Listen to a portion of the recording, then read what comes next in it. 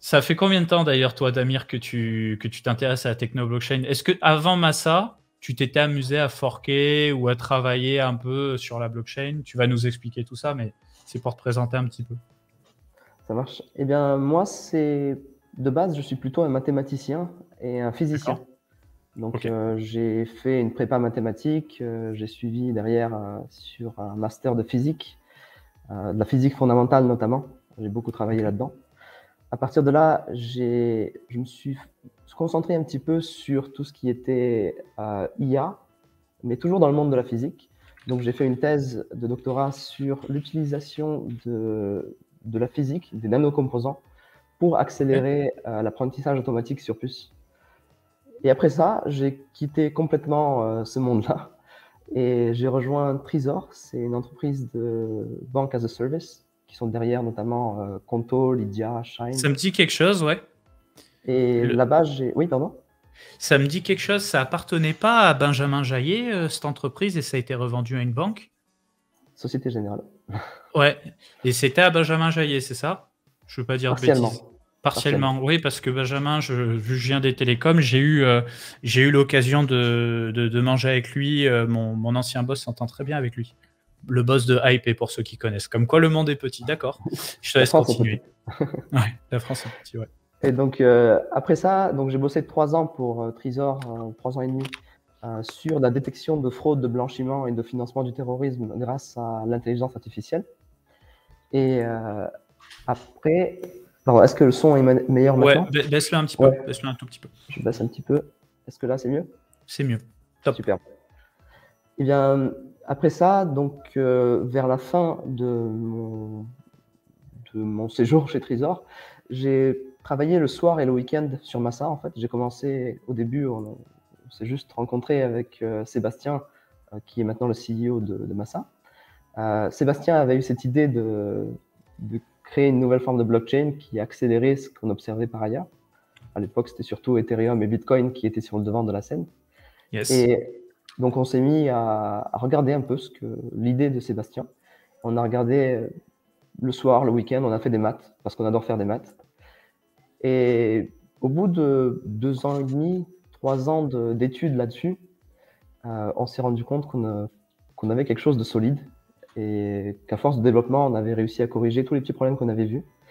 Et là, on avait vraiment quelque chose de solide et c'est là qu'on a lancé Massa, il y a à peu près un an et demi. 1 an et demi. D'accord. Ouais. Ça marche. Donc voilà, là, pour vous présenter un petit peu, donc je suis en compagnie de Damir qui est CTO de Massa. Massa qui est une solution blockchain qui est encore en testnet, hein, qui a fait une première étape de levée de fonds auquel j'ai participé. Il n'y a pas encore eu de public sale, voilà, il n'y a pas encore eu d'ICO, d'IDO, etc. Donc c'est très early. Je ne sais même pas d'ailleurs si vous vous êtes engagé sur une date pour un mainnet ou si vous êtes encore en développement. Tu vas nous expliquer tout ça, Damien, mais c'est vraiment très early. C'est une première interview pour moi et ça me fait plaisir parce que c'est avec un Français sur une techno blockchain qui est intéressante parce que c'est pas vraiment du sharding ce que vous faites, c'est une façon un peu différente de traiter le problème, ou tu pourrais considérer ça comme du sharding. Alors, ce que les gens appellent sharding d'habitude, c'est que différents nœuds du réseau vont traiter différentes opérations, différentes transactions ou différents blocs. Ça, Yes. c'est ce qu'on appelle du sharding réseau. Chez nous, on a choisi de ne pas faire de sharding réseau pour différentes raisons. Déjà, au niveau de la sécurité, il est beaucoup plus facile en général d'attaquer un shard qui est composé de beaucoup moins de puissance de validation que d'attaquer tout le système. Alors bien sûr, il y a des systèmes derrière de rééquilibrage, etc. Mais il y a quand même un impact sur la sécurité. Et donc, nous, on a décidé de ne pas faire de sharding réseau pour cette raison, mais aussi parce que ça complexifiait un petit peu l'implémentation générale, tout en réduisant la sécurité. Chez nous, on est dans un modèle où tout le monde, tous les validateurs, valident tous les blocs, toutes les transactions. Donc à partir de là, il n'y a pas de sharding réseau. Ouais. En Ok. revanche, on fait une autre forme de sharding, le sharding de transaction, qui lui permet de répartir équitablement les transactions dans une structure de données qui est beaucoup plus parallèle que ce qu'on voit d'habitude. Si on regarde Bitcoin, c'est une chaîne linéaire où pour produire un bloc, on doit attendre d'avoir reçu et propagé le bloc précédent. Oui. Et ça prend en moyenne 10 minutes entre chaque bloc sur Bitcoin. Et l'idée des informaticiens, comme on était à ce moment-là, c'est quand les choses vont lentement, on parallélise. On rend les choses parallèles, on autorise la Ouais. création de blocs en parallèle. Dans la mesure du possible. Dans la mesure du possible. Ouais. Mais le problème, c'est que dès lors qu'on autorise la création de blocs en parallèle pour accélérer un petit peu tout ça, eh bien, on se rend compte que il y a des problèmes qui commencent à apparaître. Par exemple, qu'est-ce qui se passe si la même transaction est incluse dans 2 blocs parallèles juste parce que leurs créateurs de ces blocs les ont vus en même temps et ils ne sont pas vus mutuellement? Et inversement, qu'est-ce qui se passe si moi, je n'ai que 5 coins et que j'en dépense 5 dans une transaction vers une personne A et 5 vers une deuxième transaction vers une personne B, et que ces 2 transactions sont incluses dans des blocs parallèles, eh bien, j'aurais dépensé plus que ce que j'ai. Donc, les chaînes qui autorisent ce genre de comportement existent, mais elles nécessitent derrière, pour garantir une certaine sécurité, d'avoir une étape de réconciliation. C'est-à-dire qu'une fois qu'on a détecté qu'il y avait eu une double dépense ou une double inclusion de ces transactions, il y a une étape de réconciliation où on va choisir de manière automatique laquelle va effectivement être prise en compte. Et nous, on a décidé de faire, plutôt que de faire ça, de faire du sharding. C'est-à-dire que là, on voit sur l'image que tu diffuses en live notre structure de données qui est constituée de, si on veut, 32 chaînes parallèles. Alors, dans cette image, la chaîne, c'est la ligne horizontale grise. Ouais. Il y en a 32 ici. Donc, il y en a 32. Et visuellement, c'est pour que ça rentre visuellement en 32, ou vous avez un choix linéaire de 32 en parallèle? Comme Cadena en a 20 pour ceux qui connaissent, par exemple. Eh bien, le choix de 32 provient plutôt des simulations qu'on a effectuées. C'est-à-dire qu'on a pris notre architecture, on l'a mise dans des conditions qui étaient celles des nœuds Ethereum typiques d'il y a 3 ans à peu près. Et donc là, on a simulé la latence du réseau, on a simulé la puissance de calcul en termes de CPU, on a simulé également la bandwidth du réseau. Et avec tous ces paramètres, on a regardé quel était le nombre de trades, on appelle ça les trades, ces chaînes, le nombre de trades idéal pour atteindre la sécurité qu'on voulait avec des performances maximales. Donc il y a des trade-offs, bien sûr, il y a des compromis à avoir. Et 32, d'après nos simulations, c'était un peu un optimum qu'on a trouvé à l'époque. Ça marche. Ok. Je te laisse monter de 10% ton sang encore. Excuse-moi, Damien. Comme ça, c'est réglé pour après. Il y aura une rediffusion. Hein. Si jamais, les gars, voilà. C'est un peu technique. Damir, il parle tranquillement. On fait pas les showman. Moi, j'écoute, je bois ses paroles. C'est très intéressant. Et d'ailleurs, le temps que tu corriges ton son, Damir, j'ai une question pour toi. Du coup, est-ce que pour la résolution des blocs, c'est... Enfin, déjà, je vais te poser une question qui peut être un peu bête. Le concept de Proof of Work, je le comprends bien. Donc, tu cherches le bon nonce pour avoir un hash qui commence avec suffisamment de zéros. Voilà, ça, c'est le cas Bitcoin. Pour du staking, comment se fait la résolution des blocs? Et là, dans ce cas précis, on est sur un staking, mais de plusieurs blocs en parallèle. Comment un nœud résout un bloc? Comment ça se passe? Eh bien, il faut d'abord rappeler le rôle du proof of quelque chose, soit proof of work ou proof of stake. Le rôle de ces choses-là est à la fois un rôle limitant et à la fois un rôle d'équité. Alors, j'explique. Donc, si on prend Bitcoin, par exemple, l'idée, c'est que si on autorise les gens à créer des blocs dans tous les sens tout le temps, on se retrouve avec des blocs qui forquent partout et on a du mal à établir un consensus parce que chacun crée son bloc et avant même qu'il soit propagé, on se retrouve avec 10 nouveaux blocs entre-temps. Donc, l'idée, c'est que il faut un mécanisme pour limiter ça. Il faut limiter le nombre de blocs que les gens vont créer. Et une solution qui a été choisie, c'est une façon de le voir, qui est rarement exprimée comme ça, mais je vais vous le dire comme ça. Si on regarde Proof of Work, c'est une manière détournée de faire en sorte de choisir aléatoirement dans le réseau une personne toutes les 10 minutes, en moyenne, pour qu'elle produise un nouveau bloc. Yes. C'est une façon de par la difficulté et la puissance de calcul sur le réseau, oui. Et c'est là que ça vient. C'est-à-dire que comment est-ce qu'on fait pour faire ce choix de manière équitable? C'est-à-dire que moi, si je veux tricher, si c'est un choix purement aléatoire dans le réseau, il suffit que j'ai 100 adresses IP, par exemple, ou 100 adresses Bitcoin, et je serai sélectionné 100 fois plus que les autres. Donc, pour éviter ce genre de triche, ce qu'on appelle la Sybil résistance, on va devoir faire appel à une ressource qui est finie, une ressource qui est coûteuse. En l'occurrence, chez Bitcoin, chez le Proof of Work en général, cette ressource, c'est la puissance de calcul. Donc, même si moi, je crée 100 adresses IP, je crée 100 adresses Bitcoin, j'aurai quand même une puissance de calcul finie qui est celle de mes ordinateurs cumulés. Et c'est une ressource que je vais simplement diviser entre mes adresses. Et la probabilité pour que l'une de mes adresses soit sélectionnée pour créer le prochain bloc ne changera pas selon le nombre d'adresses que je crée, selon l'adresse IP. Je ne peux pas tricher. Il y a une ressource coûteuse finie qui limite ça. Ouais. Donc ça, c'est pour Bitcoin, pour Proof of Work. Le problème de Proof of Work, alors il y a beaucoup d'avantages, mais un inconvénient majeur, c'est que ça tend à centraliser quelque part le pouvoir. Pourquoi? Parce que Proof of Work, disons que si j'achète aujourd'hui une carte graphique, je dis n'importe quoi, je sais que ça marche plus avec les cartes graphiques, mais si j'achète aujourd'hui une carte graphique, ça va me coûter, disons, 1000 euros. Du coup, avec un investissement de 1000 euros, j'ai une unité de calcul. Une unité de calcul, ouais, c'est ça. Donc, plus tu as d'argent et plus tu as d'unités de calcul. C'est là où tu veux m'emmener. C'est la plutocratie par l'hardware, ouais. C'est encore plus subtil que ça. Il y a une économie d'échelle. C'est-à-dire que si j'achète en gros des cartes graphiques, par carte graphique, ça va me revenir moins cher. Parce que tu vas pouvoir avoir un meilleur hash et augmenter ton rate pour casser le bloc. Trouver le nom, c'est ça? Alors, tout simplement parce que je vais acheter en gros. Ça, c'est une économie d'échelle que je peux faire. C'est vrai, ouais, c'est vrai. Du coup, j'investis 10 fois plus, mais j'ai pas 10 fois plus de possibilités d'être sélectionné dans le réseau. J'en aurai plus que ça. C'est exponentiel.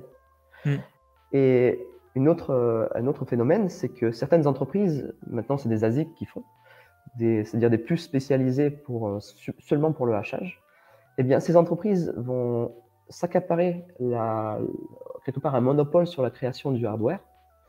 Et ce qu'on observe, c'est que ces boîtes vont créer des puces spécialisées pour miner du Bitcoin le plus rapidement possible, le plus efficacement possible, et ne vont vendre leur hardware au grand public qu'une fois qu'ils s'en sont bien servis et qu'ils ont déjà une nouvelle génération. Oui, alors ça, je te coupe par rapport à ça, tout à fait.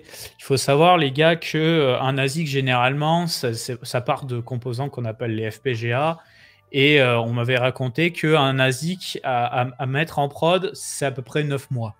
9 mois pour faire les composants, les tests, produire, machin, truc. Et en fait, ce que font Bitmain et autres, les créateurs d'ASIC pour miner du Bitcoin, c'est que eux, ils ont toujours le hardware à la pointe de la technologie. Donc, ils minent des blocs.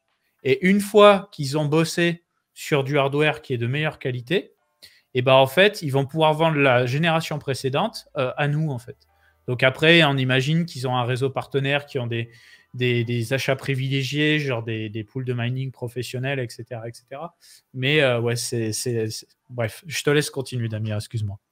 Bon, je ne connais pas trop les détails du fonctionnement interne de ces entreprises, mais je sais qu'elles possèdent quand même une forte puissance de hachage et qu'elles sont bien accaparées quand même la fabrication de ces systèmes. Maintenant, si on observe le phénomène général, c'est que naturellement, avec 2 fois plus d'investissement en Proof of Work, on aura plus que 2 fois plus de possibilités d'être choisi dans le système. Maintenant, si on regarde Proof of Stake, ça reprend à peu près les mêmes principes. Le but, c'est de réguler la création des blocs tout en ayant une sélection sans possibilité de triche parmi les nœuds. Donc la différence ici, c'est que la ressource qui va être utilisée, ce n'est pas la puissance de calcul, contrairement à Proof of Work, c'est le stake, c'est-à-dire les coins eux-mêmes, qui sont eux-mêmes finalement une ressource finie, quand on y pense. Donc la manière dont ça va fonctionner, c'est que moi, si j'ai envie de participer à la création des blocs, je vais lancer un nœud, je vais déposer des coins, des coins sur ma chaîne que je vais locker, c'est-à-dire qu'ils sont bloqués pour cette tâche-là. Et proportionnellement à mes coins, je vais avoir une probabilité d'être sélectionné régulièrement pour créer un nouveau bloc. C'est-à-dire en général, des fois c'est au niveau de certains points temporels prédéfinis, des fois c'est juste par rapport à des successions de blocs, mais l'idée c'est toujours à tel moment, telle personne est choisie pour créer un bloc. En Proof of Work, elle est sélectionnée aléatoirement vis-à-vis de sa puissance de calcul. En Proof of Stake, elle est sélectionnée pseudo-aléatoirement vis-à-vis de la quantité de coins qu'elle a mise en jeu. Ouais. Je peux te reprendre sur le pseudo-aléatoirement, justement. Pourquoi pseudo-aléatoirement en Proof of Stake? Alors, c'est important que ce soit pseudo-aléatoire parce que si moi, aujourd'hui, je crée un bloc alors que je n'ai pas été sélectionné pour le créer en Proof of Stake, comment est-ce que les gens vont se rendre compte que j'ai triché? Il faut qu'ils puissent savoir à l'avance qui était censé créer ce bloc à ce moment-là. D'accord. Parce que contrairement à Proof of Work, c'est gratuit de créer un bloc en Proof of Stake. Ce qui n'est pas gratuit, c'est d'être sélectionné pour le faire. Et donc, les gens, ils vont Très pouvoir. intéressant. Il faut qu'ils sachent à l'avance quels sont les tirages, qui est censé produire quoi, quand. Et ce qui se passe, en fait, c'est que si on prend par exemple Tezos, qui est un peu l'inventeur du. Enfin, pas vraiment l'inventeur, mais c'est la Ouais, première la mise vraie en application implémentation du Proof of Stake, ouais, c'est du vrai. Proof of Stake, Mm. et qui ont vraiment eu du succès par rapport à ça. C'était l'idée initiale, c'était on va laisser les gens miser leurs fameux coins, les loquer pour participer à la création des blocs, et on va laisser passer du temps. On va regarder loin en arrière. Il y a, je sais pas, plusieurs heures, plusieurs jours. Combien est-ce que chacun avait de coins en jeu à ce moment-là? Comme ça, on est sûr que ça bougera plus. C'est des blocs qui sont suffisamment profonds. Et par rapport à cet état-là, on va prendre donc l'état d'il y a 5 jours et on va faire un tirage aujourd'hui. Tout le monde est au courant de ce tirage parce qu'il utilise des mécanismes pseudo-aléatoires qui sont juste une formule mathématique vis-à-vis de l'état dans lequel le système était il y a 5 jours. Et comme ça, tout le monde sait qui est censé produire quel bloc quand. Ouais. Et les producteurs de blocs savent à l'avance, OK, aujourd'hui, c'est moi qui dois produire le bloc à telle heure, je vais le produire. Et ce qui est intéressant avec le Proof of Stake, c'est que si j'investis 10 fois plus de coins, j'aurai 10 fois plus de chances d'être sélectionné. Il n'y a pas d'économie d'échelle. Donc, c'est la différence fondamentale vis-à-vis de Proof of Work au niveau de la centralisation. Très bien. Ouais. Ok, j'aime beaucoup cette réponse que tu m'as donnée dans le sens où j'apprends des trucs. Donc après, je peux pas forcément te contredire. Tu connais mieux le sujet que moi, mais c'est très intéressant. Et donc du coup, pour ceux qui arrivent, je représente encore une fois Damir, qui est le CTO de Massa.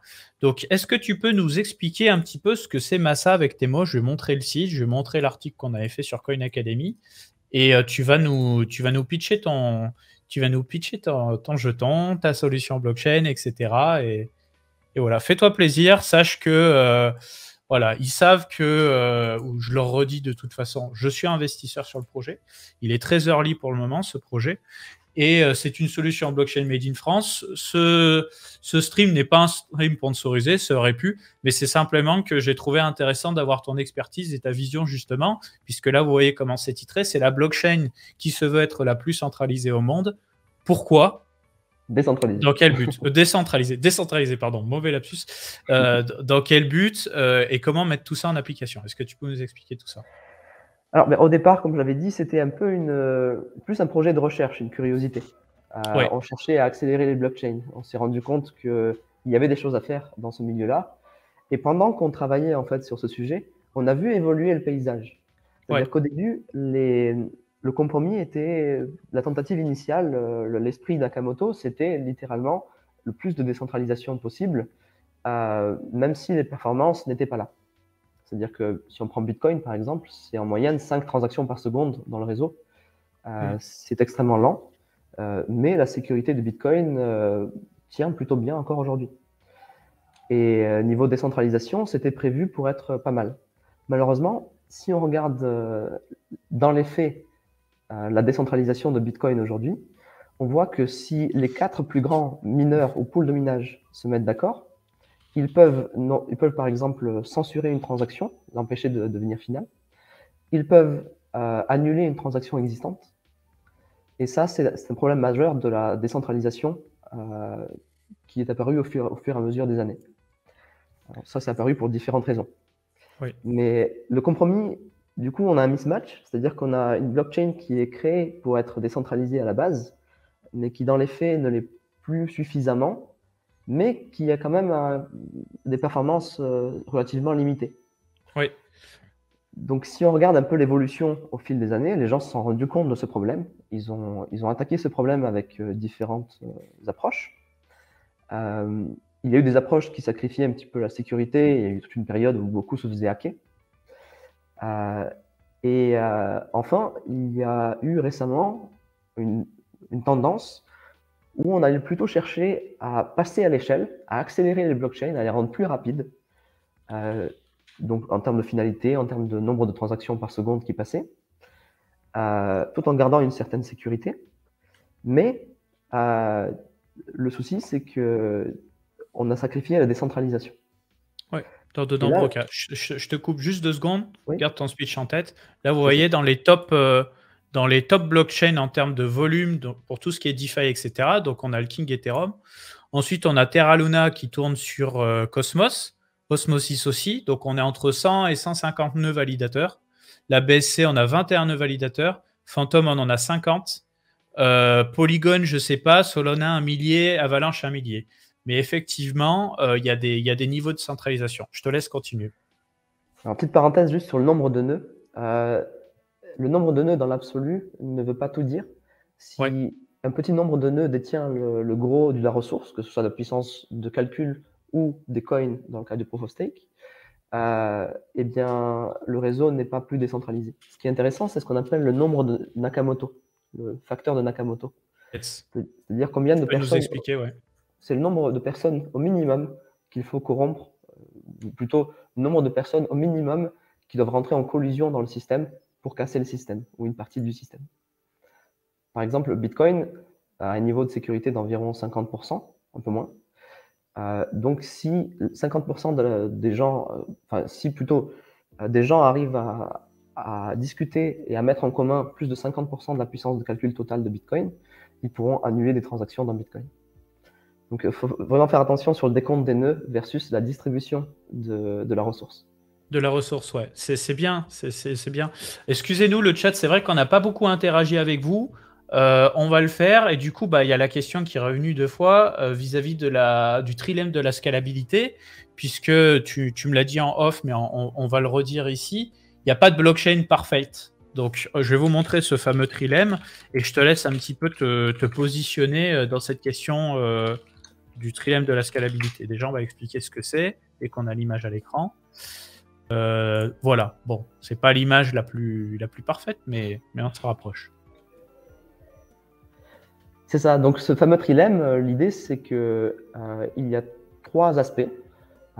Passage à l'échelle, donc typiquement nombre de transactions par seconde. La scalabilité, voilà. La scalabilité. La sécurité, donc là c'est simplement est-ce qu'on peut facilement casser le système. Et la décentralisation, c'est-à-dire typiquement le nombre de Nakamoto que j'évoquais. Ouais. Et donc, alors, il n'y a pas de preuve mathématique de ça. Hein. C'est-à-dire personne n'a prouvé formellement qu'il est impossible d'avoir les 3. Par contre, c'est une tendance qui apparaît dans les faits quand on observe les différentes blockchains.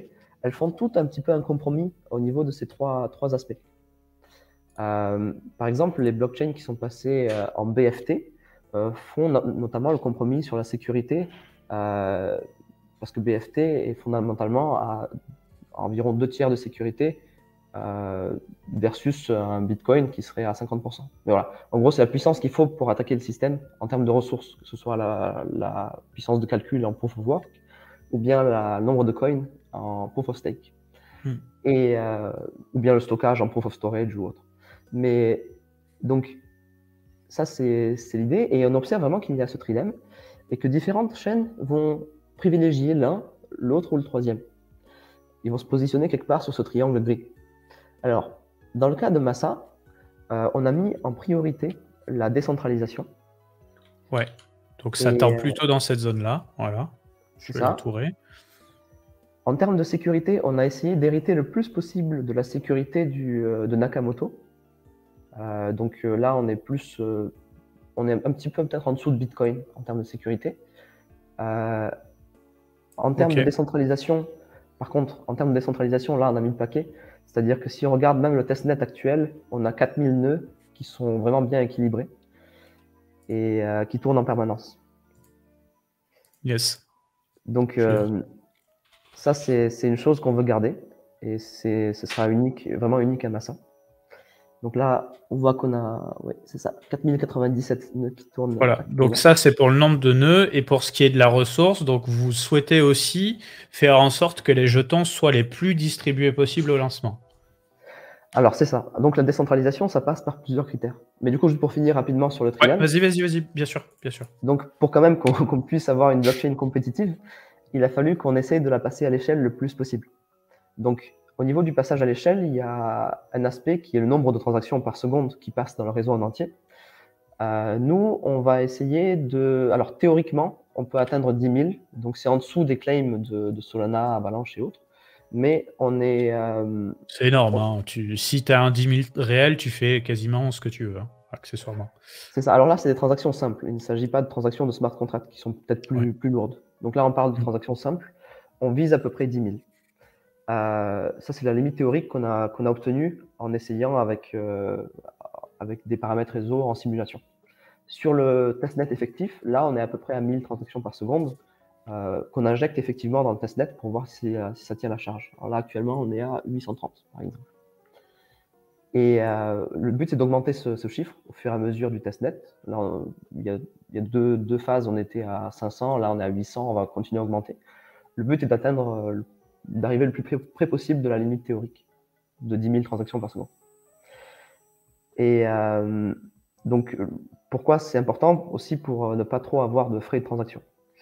En termes de temps de finalité, là par contre, on est un petit peu différent. On a pris un compromis différent vis-à-vis de ce qu'a fait Solana ou Avalanche, par exemple. Eux, ils ont des temps de finalité extrêmement courts. Ils sont de l'ordre de la seconde. Ouais, on est à 1-2 secondes pour Avalanche et Solana, c'est plus du 2 à 10 parce que c'est un peu le bordel, on va dire. Voilà. Bien, alors, à noter, pour ceux qui nous écoutent, vous avez le temps de génération d'un bloc, par exemple, qui est de 13 secondes sur Ethereum, 10 minutes pour Bitcoin. Et ensuite, il y a la finalité des transactions. Et c'est deux choses différentes. La finalité, généralement, est plus grande que le block time ou quasi égal. Il y a des blockchains comme Avalanche, comme je disais, ou Phantom, où on a une finalité qui est de l'ordre de la seconde. Donc, je te laisse reprendre. Damien, vous en êtes où à ce niveau-là? Alors, au niveau du block time, c'est-à-dire combien il y a de nouveaux blocs par seconde, on a 2 blocs par seconde qui sont créés. Donc là-dessus, on est rapide, il n'y a pas de problème. Okay. En termes de finalité, alors, ça dépend aussi comment on définit la finalité. Nous, on a décidé de reprendre le mécanisme de Nakamoto qui est utilisé dans Bitcoin et de le modifier pour que ça marche sur des graphes. Et avec ça, on atteint une finalité extrême, c'est-à-dire la probabilité pour qu'un attaquant qui a environ 40% du stake arrive à annuler une transaction a posteriori, par exemple, plutôt arrive à casser le système d'une manière ou d'une autre, elle est inférieure à 10-15 sur 100 ans. Si laissé pendant 100 ans, il y aura moins de 10-15% de chances de réussir. Ça, c'est pour la sécurité. Et la finalité, on va dire la finalité officielle, donc le ça, temps. Pour atteindre ce niveau de finalité-là, qui est extrême, il faut à peu près 30-40 secondes. Ok. Par contre, pour une finalité qui est tout à fait acceptable, qui est moins d'une chance sur 10 000 par exemple de perdre la transaction, dans ces cas-là, on peut déjà descendre très rapidement de l'ordre de la dizaine de secondes, vingtaine de secondes. C'est intéressant. Ok, parce que tu vois, pour moi qui avait lu entre les grandes lignes, et j'en avais pas avec Samy du Journal du Coin, lui, il était resté sur je crois que c'était un block time dans votre white paper de l'ordre de 32 secondes, alors que là, tu me dis on est sur du 2 blocs secondes, et sur une finalité qui avoisinerait plus les 10 secondes. C'est-à-dire, toi, tu es dans la tech, c'est ton produit, tu comprends un peu ces niveaux de trucs, mais il faut parler à un débile, là. Il faut parler à Capet et lui dire si demain tu dois faire un tableau qui te compare avec du Ethereum, du Tezos, du EOS, du Solana, etc., toi, tu parlerais de quoi du coup? Tu parlerais de 10 secondes ou tu parlerais de 40? Alors, si on parle de block time, on peut le voir en live sur la vidéo que tu montres. Il y en a 2 par seconde. Donc, block time, c'est 0,5. Ouais, 0,5 secondes. ok. Ça, alors là, il y en a un petit peu moins parce qu'on a boosté les transactions, donc il y a des gens qui n'arrivent plus à créer des blocs.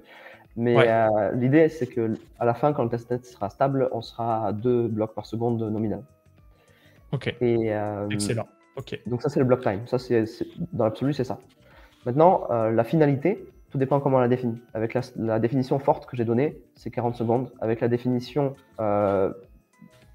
acceptable pour des transactions qui sont pas de volume trop élevé, là, on est plutôt de l'ordre de la 20 secondes. Voilà, pour simplifier.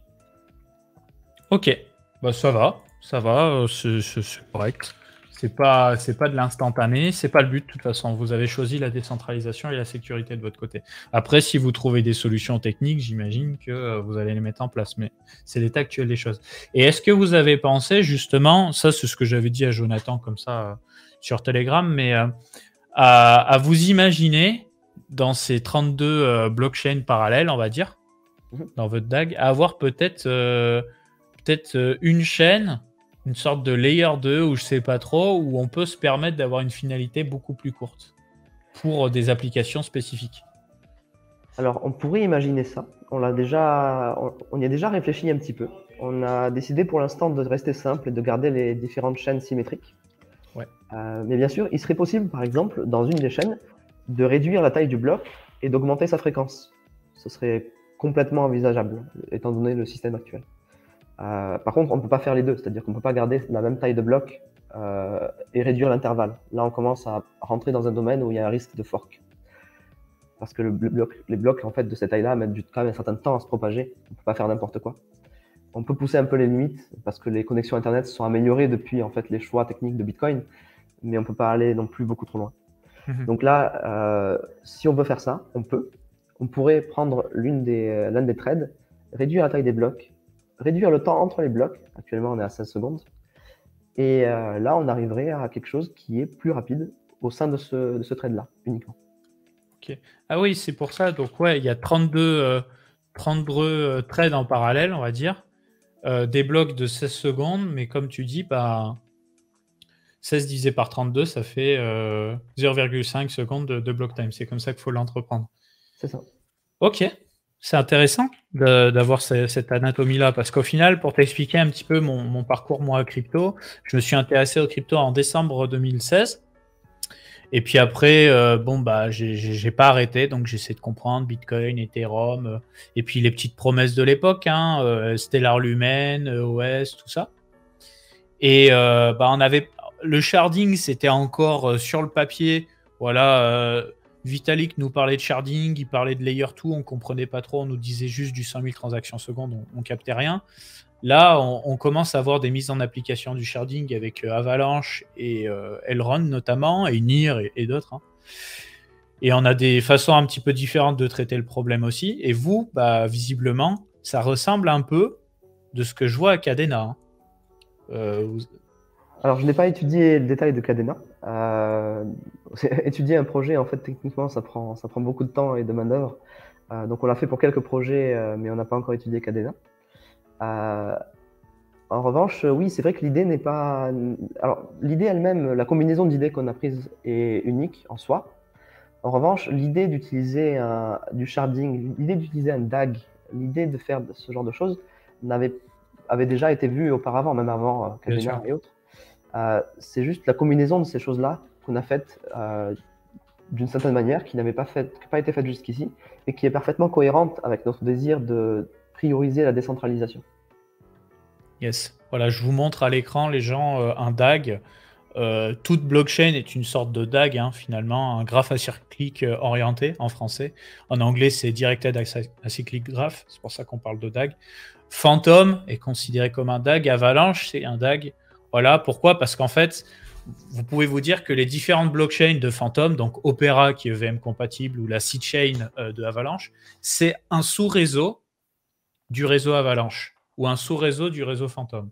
Et là, pour le moment, vous n'avez pas encore, vous, théorisé de sous-réseaux particuliers pour des applications particulières, mais c'est quelque chose qui pourrait être fait. Par exemple, tu me corriges si je me trompe, hein, Damir, c'est une question que je voulais te poser. Si on voulait que notre wallet qu'on connaît bien, MetaMask, qui fonctionne avec toutes les chaînes EVM compatibles, fonctionne avec Massa, ce serait possible, tu penses, de faire un trade EVM compatible? Alors, c'est une question qu'on est en train d'étudier, justement, parce que, comme on l'a dit, on est encore en phase de testnet et c'est très early. On est en train de construire le projet avec la communauté. Et là, on est justement à l'étape où on est censé rajouter une couche de smart contract. On n'avait pas de smart Ouais, contract jusqu'à récemment. On ouais. vient juste d'ajouter ça. Et c'est maintenant que la question se pose, en gros, quel interpréteur, quelle machine virtuelle on va utiliser. Et une possibilité, c'est d'utiliser celle d'Ethereum, donc EVM, comme tu l'as évoqué, ce qui nous rendrait, par définition, de base compatible MetaMask et compatible avec l'écosystème Ethereum, un petit peu comme l'a fait Phantom récemment. Ouais, avec la chaîne Opera, tout à fait. Et donc maintenant, si on regarde dans l'absolu, il y a aussi d'autres pistes qui sont tout aussi intéressantes et qu'on est en train d'explorer, notamment WebAssembly. Et il y a actuellement beaucoup de chaînes qui commencent à taper dans du WebAssembly. Et pour l'instant, c'est plutôt orienté du côté WebAssembly, ce qui ne veut pas dire qu'on sera absolument incompatible VM. On va essayer de ramener une certaine compatibilité vis-à-vis de VM, mais en tout cas, au moins dans les premières versions, on sera plus WebAssembly que VM. Ce choix de WebAssembly, alors je vais faire genre que j'y connais, mais je sais que Polkadot utilise le WebAssembly, Solana aussi, Ethereum compte le faire, Cosmos aussi. Quels sont les avantages du WebAssembly? Des performances, de la sécurité, de la facilité, parce qu'il y a de multiples langages de programmation qui peuvent être compilés pour faire fonctionner les smart contracts. C'est quoi ce choix du WebAssembly avant le VM? Eh ben, je pense que tu as bien résumé là déjà. Je te remercie. Donc, tout d'abord, il y a l'interopérabilité. On peut porter plus ou moins facilement sur les interfaces. On peut essayer de standardiser un petit peu la notion de smart contract pour qu'une fois qu'on a un standard commun, on puisse communiquer des smart contracts entre différentes chaînes compatibles WebAssembly. Ça, c'est une option. On a aussi beaucoup de langages de programmation qui sont accessibles. Parce que si on regarde par exemple EVM, le nombre de langages de programmation qui peuvent être utilisés nativement, pas des transpilers, des choses comme ça, qui donnent des résultats plus ou moins acceptables, mais pas toujours très bons. Si on regarde nativement, finalement, on n'a qu'une poignée de langages qui compilent vers EVM, et pour la plupart sont assez obscurs, à part Solidity. Solidity et Viper, quoi. Voilà, c'est ça. Et donc, si on regarde ça, on se rend compte que c'est pas mal, parce que Solidity et Viper sont faits pour des smart contracts, du coup c'est particulièrement adapté. Le VM est fait pour des smart contracts. Mais des smart contracts Ethereum. Et le problème des smart contracts Ethereum, c'est que finalement, ils sont assez peu adaptés à des architectures type DAG et parallèle. Donc, on le voit actuellement avec Phantom, qui pour essayer de booster leur performance, réfléchissent à passer sur leur propre VM, la FVM. Donc, il y a une certaine tension vis-à-vis de l'EVM au niveau des performances, même s'il y a du travail côté Ethereum, il y a des gens géniaux chez Ethereum qui sont en train d'essayer d'améliorer ça. Cela étant dit, le choix de WebAssembly, c'est un choix d'un côté de performance, d'un côté d'accessibilité des langages, d'interopérabilité et aussi de standardisation. On espère à l'avenir que ça devienne un peu le standard de facto. Je comprends. Bah écoute, moi je pense qu'in fine, après ça va dépendre de votre capacité et de votre volonté. Mais vous allez faire les deux, je pense. Hein, parce que le VM, tout le monde en veut pour des questions de portage. C'est vrai que ça vous offre une possibilité d'avoir des bridges, d'augmenter les volumes de transactions. Il y a tout ce côté spéculation. Et puis après, les gens qui aiment mettre des NFT, qui connaissent bien Solidity, bref. Voilà. Et puis le WebAssembly, parce que c'est l'avenir. Hein, et beaucoup ont misé là-dessus, de toute façon. Alors oui, on va faire ce qu'on peut au niveau EVM, on va voir. On commence par du WebAssembly, on verra comment on va construire par-dessus. Mais ce qui est bien avec le WebAssembly, c'est que c'est une base assez versatile et ça nous laisse beaucoup de marge de manœuvre derrière.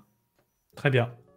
On va prendre quelques questions du chat, histoire d'avoir un peu d'interaction avec vous. Je vous lis depuis tout à l'heure, les gars, c'est que je pense aussi à la rediff sur YouTube pour que ce soit intéressant à écouter.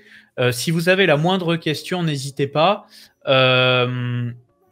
Moi, en attendant que les questions du chat arrivent, si je voulais faire un nœud là sur Massa, comment ça se passe? J'ai besoin de quoi?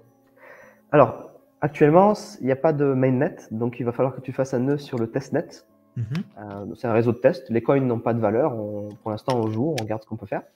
Donc, ce que tu vas faire, c'est déjà suivre un peu les tutos qu'on a mis en ligne pour voir comment ça marche. Mais pour résumer l'idée, il te faut un ordinateur de bureau moyen de gamme. Il te faut typiquement un 8 cœurs, disons 8 Go de RAM pour être à l'aise, Ouais. Et 8 cœurs, 8 cœurs, c'est pas le PC moyen. 8 cœurs, c'est beaucoup quand même. Tu voulais dire peut-être 4 cœurs physiques, 8 cœurs logiques.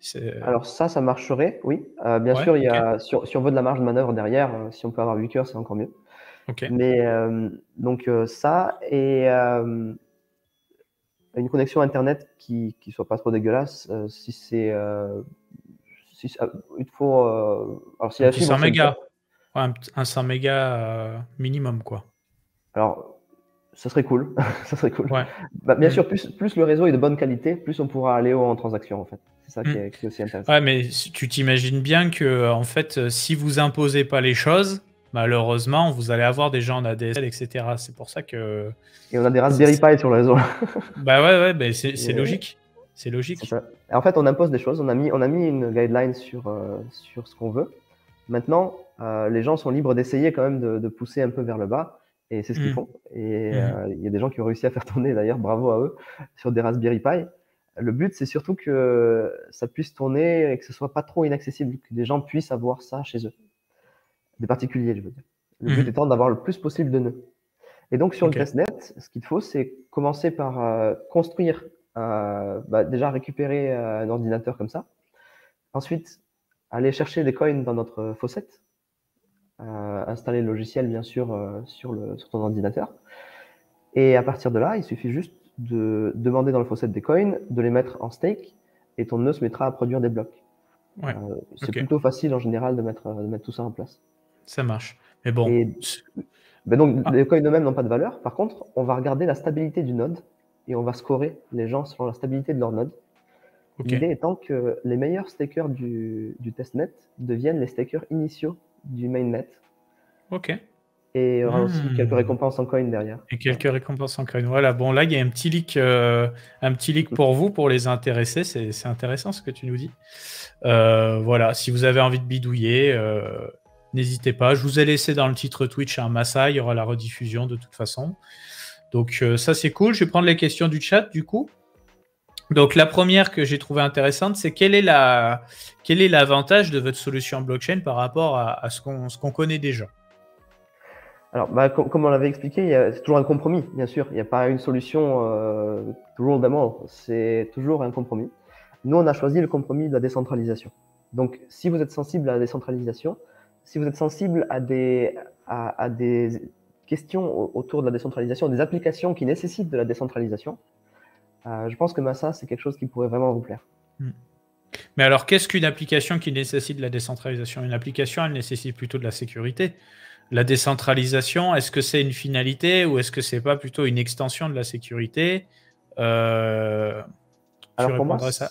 Ouais. c'est un peu un mélange. C'est-à-dire que si on a une forte sécurité mais pas de décentralisation, ce qu'on voit souvent, finalement, il suffit qu'une personne ou deux se fasse hacker et le système tombe.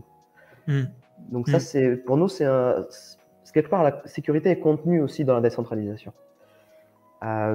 Donc ici, on a choisi le compromis de garder une sécurité haute et une décentralisation élevée, et étant donné cet ancrage-là, d'essayer de pousser les performances le plus possible. Alors on ne sera peut-être pas au niveau d'un Solana ou d'un Avalanche en termes de perf, mais on va essayer de le pousser le plus loin possible, étant donné notre réseau actuel. Ok, donc très bien. Et les innovations de Massa ne s'arrêtent pas là, en fait. Ça, c'est le compromis au niveau de la chaîne. Mais bien sûr, la décentralisation, ça passe par plein de choses. Ça passe par la distribution des coins qui devra être capée par personne, pour éviter une forte centralisation des coins. Ça passera par le fait que nous-mêmes, la team, on va pas pouvoir garder énormément de coins parce que sinon ça redevient centralisé. Ça passera par plein de choses, de détails comme ça, l'accessibilité de faire tourner un nœud, ce genre de choses qui doivent toutes être présentes pour garantir une certaine décentralisation. Pour le cap des jetons, je vais te challenger un petit peu. Comment tu t'assures, toi, bon, en private sale, tu as le contrôle, mais après, quand ça se retrouve un peu sur les exchanges, partenaires au lancement, parce que j'imagine que c'est le but, comment tu peux t'assurer justement qu'il n'y ait pas des grosses baleines qui ramassent le gros lot? Alors, il y a plusieurs mécanismes. Bon, il y a des mécanismes classiques tels que le vesting. Donc là, certes, on a le contrôle sur la distribution initiale. On peut limiter par personne sur KYC, comme tu l'as dit, très bien. Derrière, lorsque ce sera sur le marché libre, entre guillemets, une fois le vesting levé, à partir de là, bien sûr, on n'a pas le contrôle. Dire qu'on a le contrôle à partir de là, ça serait causer une Mentir. recentralisation. Bah, mentir. Ah, mais de toute façon, ce serait Déjà, mentir. soit mentir, soit admettre qu'on a une centralisation. Ouais. Et donc, on ne veut ni l'un ni l'autre. Donc, ce qu'on veut, c'est laisser le marché libre. Par contre, on va essayer, là, je vous fais un petit peu en avant-première. On est en train de travailler, c'est pas définitif, donc on va voir ce qu'on peut faire. Mais on est en train de travailler pour voir si on pourrait limiter le staking par les custodians. C'est-à-dire que si un custodian a la capacité de détenir énormément de coins vis-à-vis de ses clients, par exemple si tout le monde met ses coins sur la même plateforme, cette plateforme se retrouve avec énormément de puissance dans le stake et peut causer une centralisation par elle-même si elle se met à staker ses coins. Du coup, là, on est en train de travailler sur les aspects légaux, sur comment on pourrait alors encadrer ça pour éviter une centralisation. On veut protéger légalement la décentralisation. C'est pas définitif. D'accord. Ok. C'est un projet qu'on fait en parallèle. Ok. Intéressant. Parce que j'ai eu une critique d'un Bitcoin Maxi, enfin Bitcoin Maxi, très convaincu Bitcoin, qui disait que justement le proof of stake, par définition, il y a toujours un point de centralisation parce que on peut pas vraiment savoir si un mec il a pas 1000 nœuds et il a mis plein de jetons sur plein de nœuds. C'est pas possible. Tout à fait. Et d'ailleurs, c'est le but aussi. Les gens sont pseudonymes, c'est-à-dire que tout ce qu'on a, c'est des adresses et des montants. Donc, en effet, c'est-à-dire à long terme, on n'a pas le contrôle sur le marché libre. Là, on s'en remet aussi à nos utilisateurs. C'est-à-dire que ce sera aussi à eux d'essayer de garder un peu l'esprit de Massa à travers la gouvernance décentralisée et autres. Ça marche. Je continue les questions du chat, pardon, je lis à voix haute, n'importe quoi. J'ai essayé, j'ai eu quelques erreurs, donc comment on achète ce truc? Voilà, déjà, il y a un spéculateur qui arrive. Un investisseur, excuse-moi, un investisseur, on est tous des investisseurs ici. Comment on achète ce truc, Damien? Alors, on a terminé une vente privée, donc ça, c'est fini. On a levé assez d'argent pour tenir jusqu'à la vente publique. Donc, actuellement, on ne fait pas de vente de coins ouverte. On se concentre vraiment sur le travail, sur le développement. On veut vraiment développer le système. C'est la priorité actuellement. En revanche, il y aura certainement une vente publique, probablement en 2022, on va voir, selon l'avancement du développement. Probablement en 2022. Okay. Alors, je ne m'avance pas trop parce que ça dépend vraiment du développement. Et comme je l'ai dit, on est sur un projet de recherche. C'est-à-dire qu'il y a beaucoup d'essais et erreurs et on n'a pas envie de sortir un produit qui n'est pas bien fini. Et on n'a pas envie de stresser nos développeurs non plus parce que des développeurs stressés, c'est un mauvais produit à la fin. D'accord, mais là, je te challenge un peu plus, mais s'il n'y a que des développeurs, le produit ne sort jamais. C'est vrai. Aussi. Et normalement, les gens qui suivent un peu le testnet voient à peu près les étapes qu'on franchit, voient à peu près l'avancement. Donc là, on a le système de smart contract qui est arrivé, ça se construit clairement. Donc il y a clairement une marche vers l'avant. On n'est pas juste en train d'essayer de rebrouver du code existant pour le rendre plus joli. Il y a une marche vers l'avant et c'est une marche qu'on s'impose nous-mêmes pour faire avancer la boîte. Mais sans donner de deadline, bon, déjà, ce que je comprends, tu me reprends si je me trompe, hein. Si Public Sale y a, c'est que vous avez déjà prévu de sortir quelque chose en l'état. C'est qu'à un moment donné, vous avez un produit qui vous convient, au moins pour de la transaction simple, et pourquoi pas du smart contract. Ou alors vous attendez au moins les smart contracts avant de dégainer. C'est quoi la vision?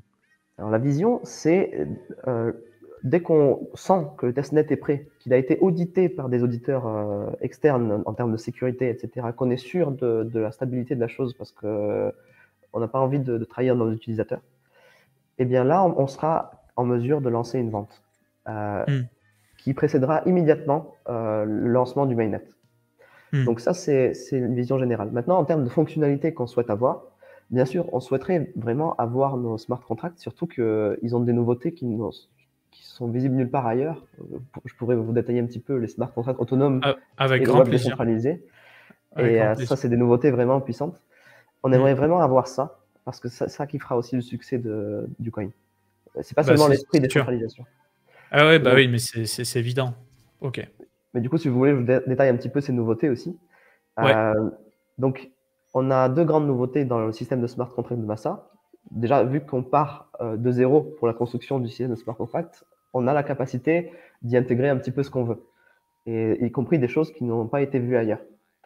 Et là, on a fait le choix déjà, on a fait l'observation que ce que les gens appellent souvent Web 3 Malheureusement, c'est souvent juste un site web centralisé sur un serveur classique qui se contente juste de communiquer avec MetaMask une fois ouvert. Et récemment, on a vu un cas, je crois que c'était Badger DAO, où leur site web, justement leur site web d'accès à leur smart contract a été piraté. Et ils ont perdu énormément d'argent parce que, ou plutôt leurs clients qui étaient dessus ont perdu énormément d'argent parce que le site web ne suivait pas les mêmes règles d'immutabilité que suivent les smart contracts eux-mêmes. Et parce que c'était hébergé sur un serveur centralisé qui peut se faire pirater. Et qui peut changer sans prévenir, en fait, entre guillemets. Ouais.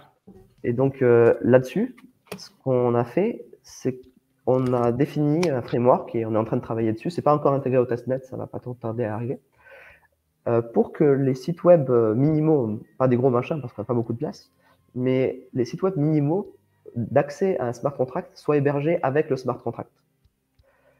Et là, on travaille avec une entreprise avec laquelle on est en train de construire un plugin navigateur. L'idée étant que lorsqu'on va taper une adresse dans la barre d'adresse en .masa, par exemple, la partie nom de domaine va être envoyée sur la blockchain gratuitement, c'est du read-only. Il y aura une espèce de système de résolution des noms de domaine, un peu comme Ethereum Name Service, vers une adresse de smart contract. Une fois qu'on a récupéré l'adresse de smart contract, on va aller chercher si cette adresse héberge un site web. Si c'est le cas, on va le chercher de la blockchain, on va le dézipper et on va l'afficher dans le navigateur. Et le JavaScript, cette page, aura accès à la blockchain à travers le navigateur, comme d'habitude sur le Web3. L'idée étant que les mêmes garanties d'immutabilité que les gens placent sur les smart contracts, on puisse les avoir aussi sur les points d'accès aux smart contracts qui sont les sites web. Et là, on a donc à la fois la résolution de nom de domaine qui est décentralisée, à la fois le site web lui-même et à la fois le smart contract. Donc là, on a selon nous, du vrai Web3. Ouais, on s'en rapproche en tout cas, ouais. Parce qu'après, bon, on reste quand même sur des opérateurs Internet qui, eux, sont toujours les mêmes. C'est pas Monsieur Tout-le-Monde, on n'y est pas encore. Peut-être qu'un jour, on aura des réseaux vraiment décentralisés. Je pense à Helium, que tu connais peut-être, jeton HNT. Mais ouais, on s'en rapproche. C'est top. Là, on parle de la couche en dessous. Là, on parle littéralement d'Internet qu'il faut décentraliser. Mais ce qui est intéressant aussi, c'est le deuxième aspect unique de Masa en termes de smart contract. On a aussi observé que il y a beaucoup de... En gros, si on regarde par exemple les smart contracts sur n'importe quelle chaîne actuellement, pour qu'ils puissent faire quelque chose, il faut qu'il y ait une intervention extérieure. Il faut que quelqu'un fasse une transaction, ou un bot centralisé, hein, mais un bot, fasse une transaction pour que le smart contract puisse avancer, puisse faire son bookkeeping, puisse faire du nettoyage, puisse faire avancer en fait. Et souvent, on voit des boîtes qui vont gérer des produits de DeFi et qui vont avoir un bot centralisé qui va appeler régulièrement leur smart contract pour le faire avancer, tout simplement. Et là, on s'est rendu compte que potentiellement, il y a un coup à jouer. Parce que là, on est en train de construire un smart contract, un système de smart contract qui est adapté à un fonctionnement dans une blockchain parallèle, etc. Et il s'avère qu'il est possible de rendre ce système événementiel. C'est-à-dire on est capable de dire à un smart contract, voilà, tu vas te comporter comme ça. Et parmi ce comportement, le smart contract peut décider de dire, moi, je veux qu'on me réveille dans 5 blocs, par exemple, sans qu'il y ait besoin d'une intervention humaine extérieure. Donc, si on prend par exemple les CryptoKitties que tout le monde connaît, on pourrait imaginer des CryptoKitties qui se reproduisent par elles-mêmes sur la blockchain sans nécessiter une intervention extérieure, juste qui vivent sur la blockchain et qui évoluent sans forcément qu'on les appelle, sans forcément qu'on interagisse avec eux, même si on peut le faire. Et donc, cette fonctionnalité de smart contract autonome qui vit vraiment sur la blockchain, c'est quelque chose qu'on a vraiment envie de mettre en place, aussi dans l'esprit de décentralisation. Et ça ouvrira aussi beaucoup de perspectives de nouvelles applications sur la blockchain. Et donc là, je pense que les autres peuvent le faire, mais c'est plutôt pousser l'idée et réfléchir à des utilités qui elles-mêmes vont faire germer des idées qui vont, voilà. C'est intéressant, du coup. Essayer de donner aussi un peu de substance à votre blockchain et pas juste dire, voilà, on a de la perf, etc. J'affiche à l'écran la question de Steph1 qui disait, le max supply a-t-il déjà été étudié? Est-ce que votre distribution de jetons, vous l'avez déjà bien en tête? Et est-ce qu'il y aura de l'inflation à chaque nouveau bloc au lancement? Comment ça va se passer au niveau du supply de jetons? Alors là, on est encore en train de définir les détails du supply. mais il y a des contraintes qu'on doit respecter, qu'on connaît déjà. Par exemple, on ne pourra pas avoir, nous, une partie significative de la monnaie. Pareil, une entité donnée lors de la vente publique ne pourra pas acheter une proportion significative pour éviter des whales, justement. Il y aura du vesting aussi. Nous-mêmes, on va se vester beaucoup plus que la plupart des chaînes d'ailleurs. Le but est vraiment de prouver notre bonne foi également. Un petit 3 ans, 4 ans, voire plus. C'est ce qu'on espère. Ouais. Et on est encore en train de définir tout ça. Alors, en termes d'inflation, là, on parle de block rewards, notamment, et aussi de comment est-ce qu'on brûle les frais de gaz, etc. Ça, on est littéralement en train d'y réfléchir. Et il y a même, potentiellement, il y a plusieurs possibilités. On est en train d'évaluer. Et voir quel point on met sur chacune d'entre elles. Inflationniste, déflationniste. Il y a aussi l'option de brûler une partie des fees pour éviter justement des choses un petit peu incestueuses, type création de blocs avec ton propre transaction, ce genre de choses. Brûler une partie du gaz, peut-être donner une partie du gaz à une DAO pour qu'elle puisse récompenser des projets derrière. Tout ça, c'est des proportions qu'on est en train de tuner selon l'avancement du projet et selon ce qu'on voit ailleurs aussi. Et on va pas tarder, justement, on est en train de finaliser un white paper qu'on va essayer de publier le plus rapidement possible là dans les mois qui viennent et qui devrait contenir un petit peu tout le détail. Je trouve cette question très intéressante, Crody. Comment allez-vous résoudre le problème de l'œuf et de la poule? Comment ramener des users sur des protocoles et comment ramener des devs quand il n'y a pas d'users? Voilà, comment vous comptez agresser de marketing et d'initiatives de dev pour vous développer? Alors, outre les astuces classiques qui sont bon, le marketing, la communication en général, l'ouverture, nous, ce qu'on cherche aussi, c'est à vraiment éveiller la curiosité des développeurs. C'est aussi pour ça qu'on a ces nouveautés qui sont les smart contracts autonomes, le système de web décentralisé. Le but, c'est que des gens puissent commencer à s'amuser. Il faut que ce soit accessible, il faut que ce soit facile. Il faut que des étudiants qui n'ont jamais fait de smart contract puissent facilement se mettre à développer des smart contracts sur Massa. Okay. Il faut que ça soit accessible non seulement donc à des nouveaux, mais aussi à des gens qui ont déjà fait des smart contracts. Donc ça, c'est juste pour ouvrir la perspective. Maintenant, il faut que ce soit pas trop cher à déployer, à mettre en place, à essayer. Là aussi, il y a une notion de frais de transaction.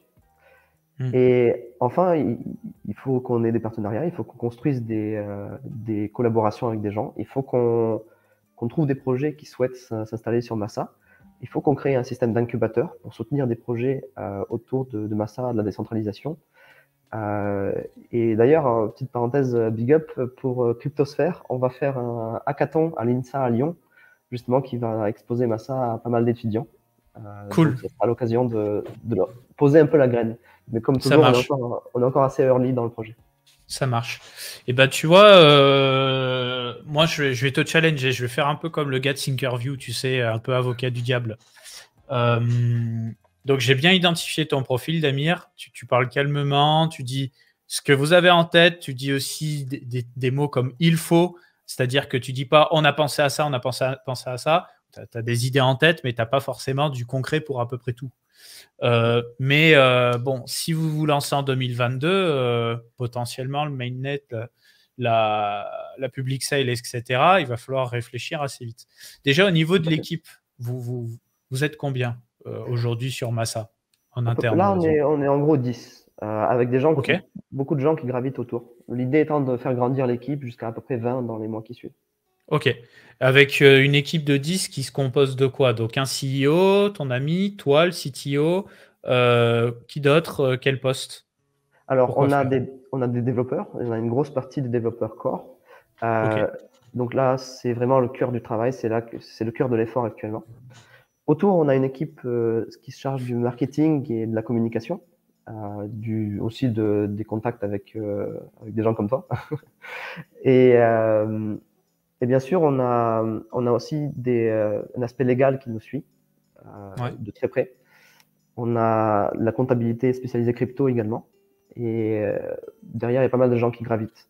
Mais le but, ça va être de faire grandir l'équipe core, d'avoir davantage de développeurs, en fait, parce que c'est vraiment notre priorité. À côté, de lancer ce fameux système d'incubateur peut-être avec un système de grants, on verra exactement comment on met en place. On est en train d'en discuter. Le but étant de créer ce système assez rapidement et de commencer à lancer des petits projets pilotes, voir comment on peut les aider à se financer, les aider à se développer et recevoir des retours de leur part pour améliorer Massa également. Donc ça, c'est un pôle qu'on veut vraiment lancer le plus rapidement possible maintenant. Et d'ailleurs, je lance un appel, j'en profite, s'il y a des gens qui sont intéressés pour rejoindre les efforts de développement, que ce soit business ou que ce soit technique, on recrute. On recrute en sécurité également, parce qu'il nous faut une équipe d'analyse de la sécurité. C'est un truc qui nous manque un petit peu actuellement et on en a besoin. On a également la recherche de gens pour analyser les performances du système, de gens pour nous aider sur le système d'incubateur qu'on va créer, et plus généralement une équipe produit. Le but étant de pouvoir en gros fournir des produits. On est en discussion avec plusieurs collaborateurs potentiels, mais forcément ils attendent d'avoir le système de smart contract qui vient juste de sortir pour pouvoir faire des prototypes. Et je pense qu'on pourra annoncer, une fois qu'on aura des petits prototypes, on pourra commencer à annoncer un petit peu les divers partenariats qu'on va établir.